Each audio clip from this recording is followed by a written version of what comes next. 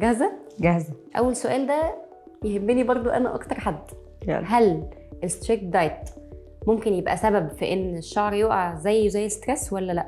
طبعا لما بنعمل دايت جامد قوي جسمنا بيخش في حاله شوك، فبيخش في مرحله دفاع عن النفس، من ضمنها انه يقلل التغذيه اللي بتوصل للشعر ويبتدي الشعر يقع. وفي المرحله دي مهمه قوي ان نبتدي نتدخل، نحط على الشعرايه دايركتلي حاجه تبقى بتديها المواد الغذائيه الناقصه زي ال 18 بلس هير لوس بروتوكول. السؤال اللي بعد كده، هل الهير لوس اللي هو جاي من الستريس ممكن يتعالج لوحده كده ولا لازم استخدم ال 18 بلس برودكتس؟ بصي دي حاجه مهمه قوي ان احنا نفهمها للناس، يعني هي كده لو ما عملتش اي حاجه هيخلص في خلال 6 شهور. ممكن نبقى مش عايزين ال6 شهور دول نعيش شكلنا شعرنا وحش ومتقصف، فدايما بندور على ازاي نقلل المرحله دي، ودي بيخش فيها لوكال تريتمنت وانترنال تريتمنت. اللوكال تريتمنت يعني موضعي، بروح على الشعرايه واديها بروتوكول كامل في الار سي بي 9% الموجود في ال 18 بلس هير لوس بروتوكول، وكمان الكورين ماتشا اللي موجوده فيه. الماتشا بقت كمان في الهير برودكت؟ شفتي مش عارفين هنحطها في ايه تاني كمان. خلاص بس it's brilliant when it comes to بجد؟ this. Yes.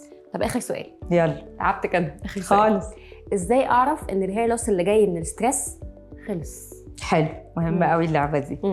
اول ما ابتدي الاقي بيبي هير ابتدى يطلع، ده علامه ان العلاج بتاعي ابتدى ينجح وان الشعرايه بتاعتي ابتدت تخش في مرحله النمو. الحمد لله احنا كده بخير.